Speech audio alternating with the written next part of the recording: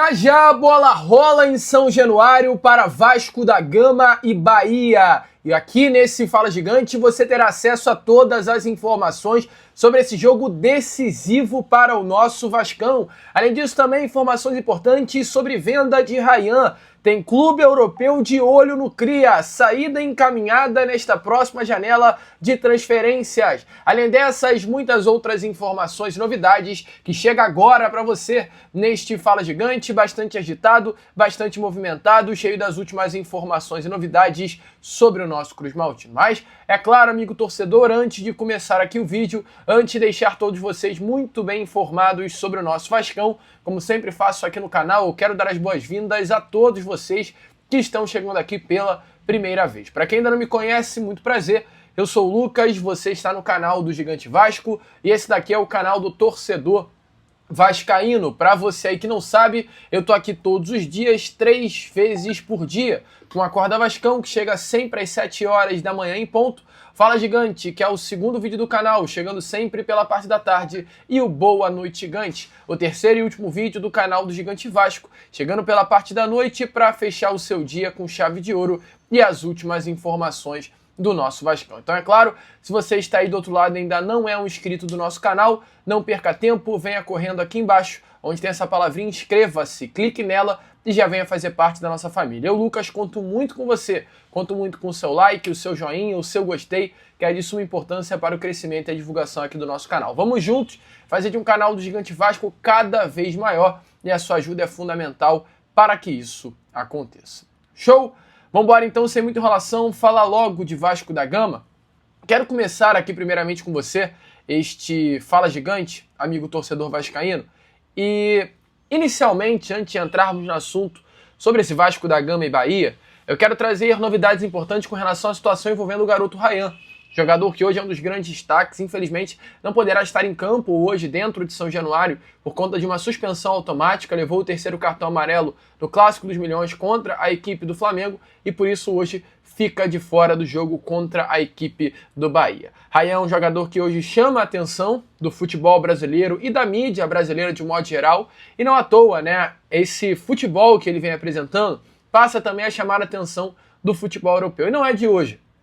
Ryan, desde a base, é um atleta que chama a atenção. O Ryan é um jogador geracional. O que isso significa? O Ryan é um jogador que desde o momento, né, ali, dos primeiros passos dessa geração, sempre se destacou. Ryan é o mesmo jogador da geração de Hendrick, de Estevão. É um atleta que, ao lado desses atletas, sempre foi colocado como uma grande promessa, uma grande joia, um jogador de futuro. E hoje, né, toda essa expectativa que se foi colocada em cima do Ryan passa a se tornar uma realidade.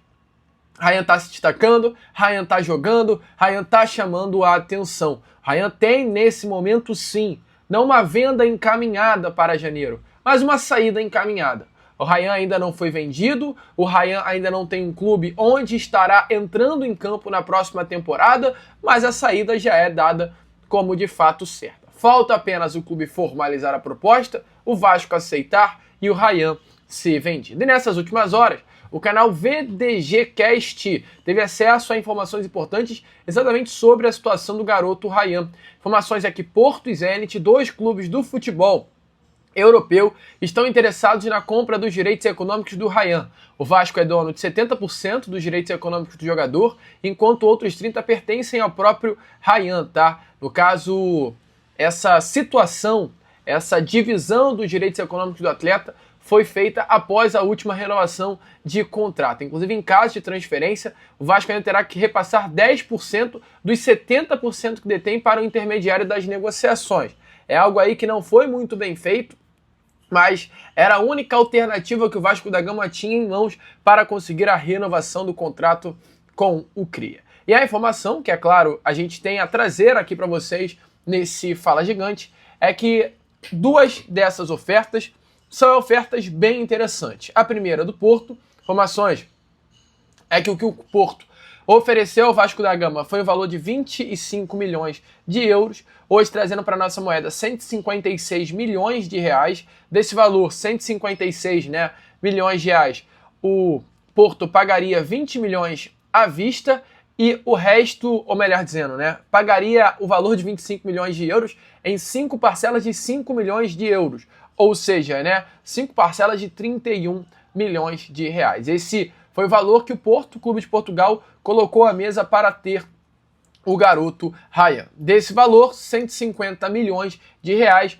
o Vasco não receberia ele por inteiro. O Vasco teria direito a apenas uma porcentagem, né, desse valor. Trazendo aqui para uma conta rápida, o Vasco teria direito a um valor próximo a 95 milhões de reais. E a outra oferta, feita no caso pelo Zenit, clube turco, que tem uma realidade financeira muito diferente, foi de 30 milhões de euros. Hoje, trazendo para a nossa moeda, 187 milhões de reais. O Zenit Clube Russo está disposto a pagar esse valor à vista, quase 200 milhões de reais pela compra dos direitos econômicos do Ryan. 187 milhões de reais é um valor gigantesco. E colocando aqui novamente na porcentagem, caso o Vasco aceitasse essa proposta, colocaria nos seus cofres um valor próximo a 120 milhões de reais. O restante fica com o Ryan e com o seu empresário. Ou seja, cifras altas.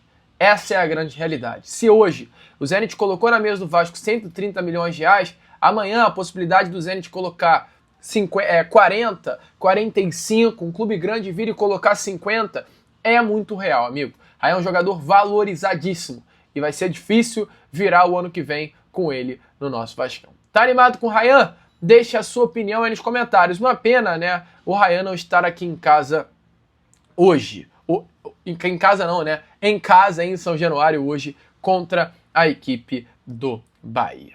Show, amigo vascaíno, mas deixa aí a sua opinião nos comentários. E falando, inclusive, em Vasco da Gama e Bahia, hoje é dia de jogo, hoje é dia de Caldeirão lotado. E quem vai trazer as informações sobre esse grande jogo para você é o nosso grande amigo Carlos Berbert. Então, alô, Carlinhos, vem com tudo, trazendo as informações do nosso Vasco. Lucas, fala rapaziada que acompanha o canal do Gigante Vasco, o Carlos Berbert na área, porque hoje é dia do Gigante da Colina em campo, dessa vez em jogo atrasado pela 16ª rodada do Campeonato Brasileiro, em que o Cruz Maltino enfrenta o Bahia nesta quarta-feira, dia 24 de setembro, em São Januário, na Colina Histórica, às 7h30 da noite. E eu tô aqui para trazer para vocês todas as informações que antecedem este embate, que se caracteriza sendo muito importante para o Vasco da Gama nessa missão de tentar se afastar ali, de pontuar o máximo possível para se distanciar ali da zona de rebaixamento, criar um cenário de alívio, né, no caso, um cenário sem ser tão adverso assim. Vale relembrar que o Vasco está só a 2 pontos na frente do Vitória, né, que é o primeiro time dentro da zona de rebaixamento na 16ª posição, já que empatou com o Flamengo na última rodada, né, no final de semana anterior, e o Santos acabou vencendo, o Grêmio também conseguiu vencer o clássico Grenal e deu uma certa distanciada do Vasco, ele que também estava próximo ali, então acaba se tornando crucial para o Vasco vencer essa partida aí contra o Bahia, no caso, nesta quarta-feira, sendo ainda mais uma partida atrasada, porque o Vasco pode incluir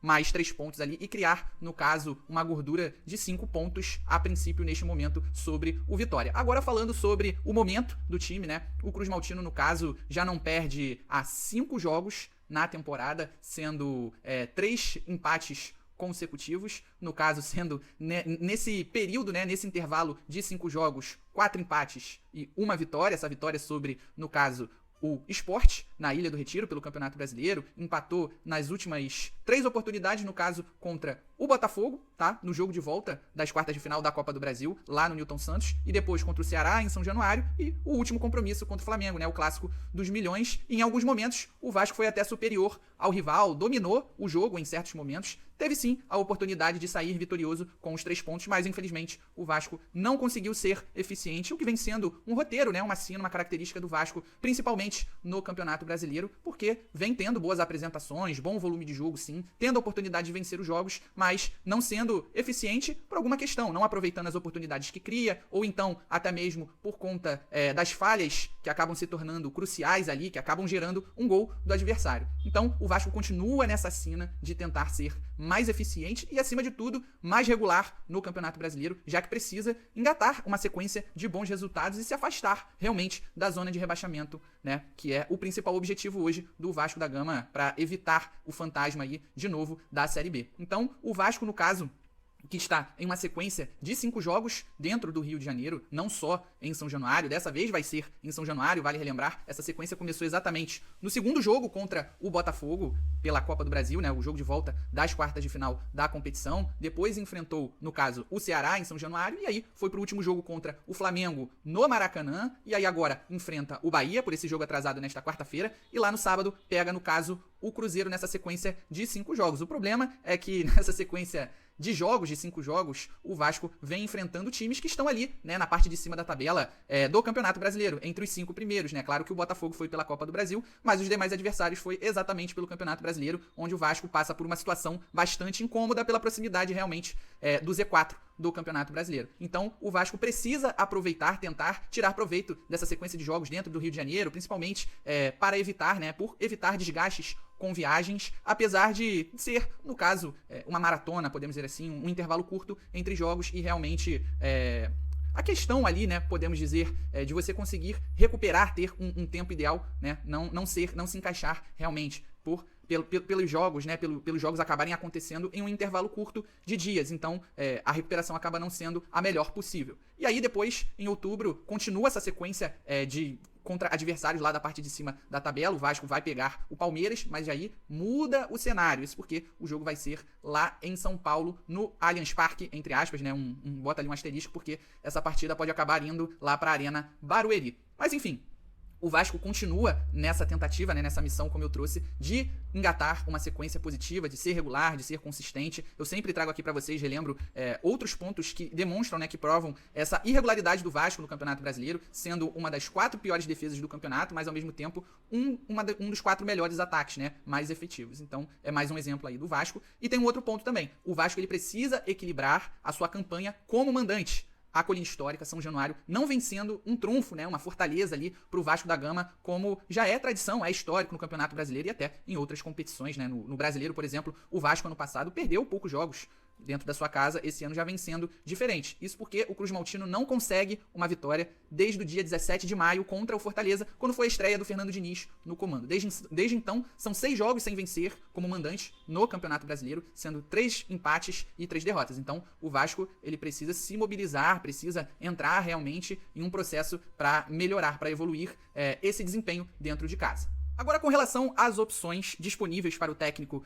Fernando Diniz, novamente, o treinador ele vai ter que fazer algumas mudanças ali no time titular. Por quê? No caso, o nosso querido Robert Renan, ele não vai poder estar em campo devido ao choque de cabeça que ele teve no clássico contra o Flamengo. Ele está bem, de saúde, mas é aquilo. Ele precisa cumprir o protocolo de concussão da CBF por conta desse choque. São 5 dias, no caso que a entidade exige, então choca ali, né? Ele não coincide no intervalo de 5 dias, realmente, então o Robert Renan está fora e quem provavelmente vai assumir a posição ali seja o Lucas Freitas, retornando ao time titular, provavelmente depois de só um jogo fora, né? Ele que cumpriu suspensão contra o Flamengo. E aí, no caso, o Vasco também tem uma possível mudança, tem dúvidas com relação ao ataque, isso porque o Nuno Moreira, ele continua sentindo, né, um problema ali, uma torção que ele teve no tornozelo, também no Clássico dos Milhões. Ele já está tratando, já iniciou o tratamento, realmente desinchou um pouco a região, tá? Ele treinou normalmente na última terça-feira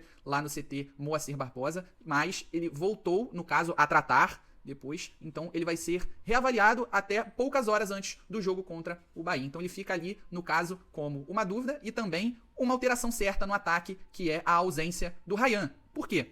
Ele recebeu o 3º cartão amarelo, também no clássico contra o Flamengo, e aí vai cumprir suspensão. Então, provavelmente, Andrés Gomes vai ganhar a sua primeira oportunidade como titular do Vasco da Gama. Ele que vem muito bem, aproveitando ali as chances, né? Em 3 jogos ele já tem 2 assistências com a camisa do Cruz Maltino. Então, vai ser uma boa oportunidade aí para o atacante colombiano. Além disso, no caso, o Vasco continua com alguns desfalques, né, algumas ausências, podemos dizer assim. Tietê continua fora, assim como o próprio atacante GB também e o nosso querido Thiago Mendes. Os 3, eles estão já em processo ali no caso de transição, fazem trabalhos no campo, mas ainda não estão totalmente com condições físicas para retornar à lista de relacionados. E aí, no caso, o Lucas Piton, ele continua fora também entre os relacionados. Por quê? Ele ainda está em tratamento, mas não em transição física, continua entregue ali ao departamento médico para recuperar, né, a lesão muscular que ele tem na panturrilha. E aí, no caso, com a saída, né, do Ryan, podemos dizer assim, né, pela ausência dele, pelo desfalque, por ele não poder atuar, pois vai cumprir suspensão automática, vai ser, no caso, relacionado pela primeira vez o jovem atacante Diego Minetti, ele que é uma promessa ali da base do Vasco da Gama, né? Vem sendo destaque nos últimos anos pelo faro, né? Pela capacidade artilheira, marcar muitos gols a cada ano com a camisa do Vasco nas categorias de base e também pela sua condição física, podemos dizer assim, privilegiado. Um garoto de 16 anos, mas que é muito forte fisicamente, né? Uma condição física acima, podemos dizer assim, da sua idade, já que garotos de 16 anos normalmente ainda estão em desenvolvimento, né? No caso, o Diego Minetti, que é um tanque, né? Ele é muito privilegiado fisicamente. Então, quem sabe ele ganha sua primeira oportunidade como profissional logo de cara na primeira vez em que acabe sendo relacionado. Vamos torcer que sim e que o moleque tem estrela, né? Que ele já entre e consiga ajudar, quem sabe, já marcando um gol. E aí, partindo para o provável time titular do Vasco da Gama que vai enfrentar o Bahia nesta quarta-feira em São Januário, deve ser o seguinte: Léo Jardim no gol, e aí o Paulo Henrique na lateral direita, a dupla de zaga sendo formada por Carlos Cuesta pelo lado direito e a entrada, novamente, do Lucas Freitas pelo lado esquerdo, retornando ali e ficando na vaga do Robert Renan, como eu trouxe para vocês por conta do protocolo de concussão. Já ao lado dele, na lateral esquerda, provavelmente o Pumita Rodrigues, o uruguaio, continue sendo improvisado por ali, já que a princípio ele vem tendo boas atuações, né, mesmo que improvisado, afinal ele é um lateral direito de origem. Partindo para o meio de campo, Hugo Moura seguindo ali, né, realmente ficando na sua posição de origem, depois de passar tanto tempo atuando improvisado como zagueiro, naquele período em que o Vasco teve escassez, né, de opções, e aí o Fernando Diniz foi obrigado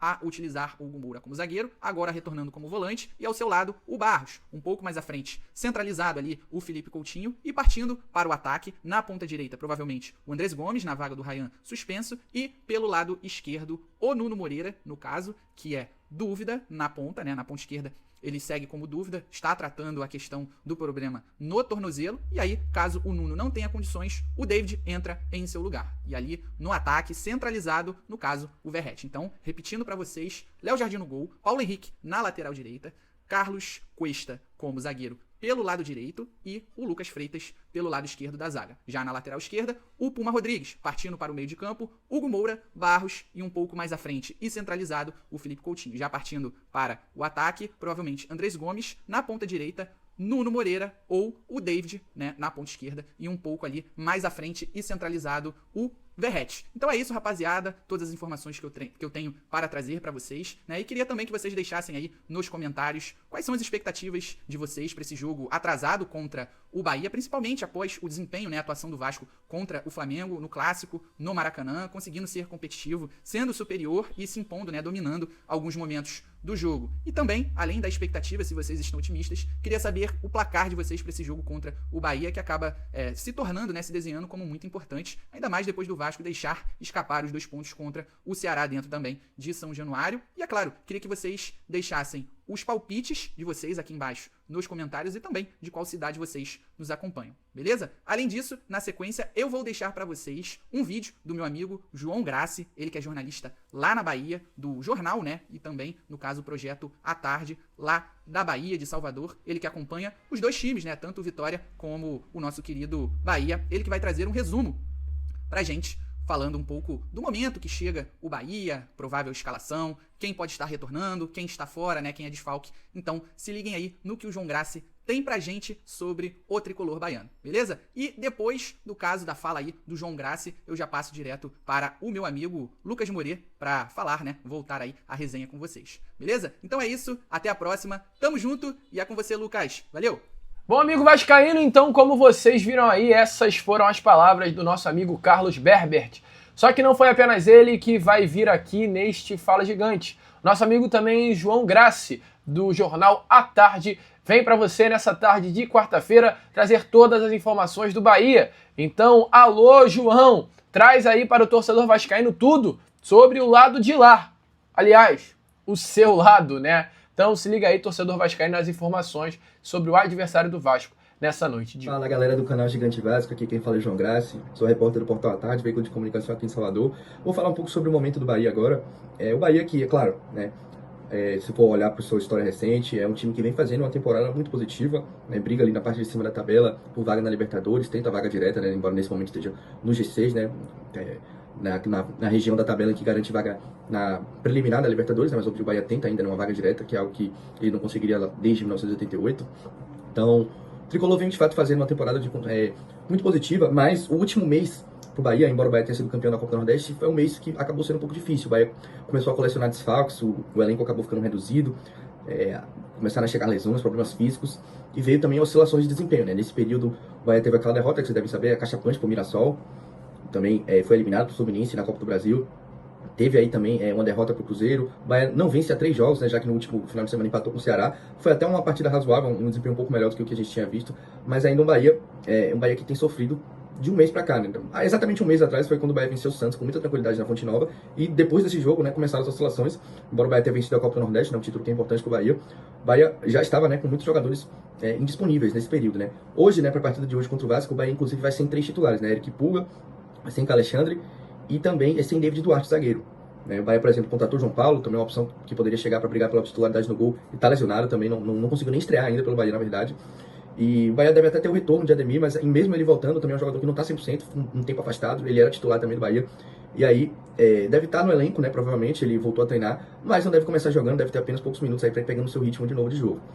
Então, o Bahia chega num momento um pouco negativo, né? Não vou dizer que é uma crise, porque não tem muitos jogos assim sem vencer. O Bahia recentemente venceu a Copa do Nordeste, mas é um momento um pouco difícil, né? É um momento que o time caiu um pouco de rendimento no Brasileirão, né? Não venceu nas últimas 3 rodadas, como eu falei, enfrentou o Mirassol, depois aí acabou sendo derrotado pelo Cruzeiro e empatou com o Ceará. E aí o Bahia tenta, né, fazer o seu melhor primeiro turno da história, né? Já que esse é um jogo atrasado, o Bahia tem aí oportunidades, também enfrenta o Internacional, outro jogo atrasado. E aí o Bahia tenta ultrapassar os 31 pontos no primeiro turno para fazer o seu melhor turno, né, da história. E em relação ao time que chega para jogar hoje, o Bahia deve começar o jogo com Ronaldo, Santi Arias, Gabriel Xavier e Mingo na zaga, na lateral esquerda Juba, né, que é mais ou menos a formação padrão, só que sem David Duarte, né, que era o zagueiro titular. Azevedo de volante, Everton Ribeiro e Jean Lucas, né, que são sempre os meias do Bahia, novamente sendo titulares. Na frente, que a gente vai ter aí já problemas, né, porque Eric Pulga seria titular, não vem jogando há um tempo por conta de lesão. Então, Sanabria, né, que foi o jogador contratado para substituir ele, deve novamente começar jogando. O lado direito tem uma pequena definição, uma dúvida entre Kaique e Michel Araújo. Eu acredito que começa Michel Araújo. E na frente, William José, né. Vale lembrar também que o Bahia, além de ter perdido jogadores por lesão, também acabou negociando o Lute, né, que era um atacante que rodava com o William José. Então fica com opção a menos. Ele até tinha perdido o Thiago, que era a sua terceira opção, voltou também ao time recentemente. Então é um Bahia aí que vem num momento, não vou dizer que é um momento, como eu falei, de crise, mas é um momento de oscilação. E o Bahia certamente vislumbra esse jogo de hoje como uma possibilidade de tentar ir retomar as rédeas da temporada, né, já que o time perdeu posições pro Botafogo e pro Mirassol. Valeu? E aí, amigo torcedor vascaíno, animado, ansioso com a partida que vai acontecer hoje dentro do nosso Caldeirão? Deixe a sua opinião aí nos comentários. Eu, Lucas, agora vou ficando por aqui. Esse foi o nosso Fala Gigante, pré-jogo do Gigante, segundo vídeo apenas dessa quarta. Curta, compartilhe, se inscreva e, como eu sempre falo aqui no canal do Gigante Vasco, é claro, saudações vascaínas!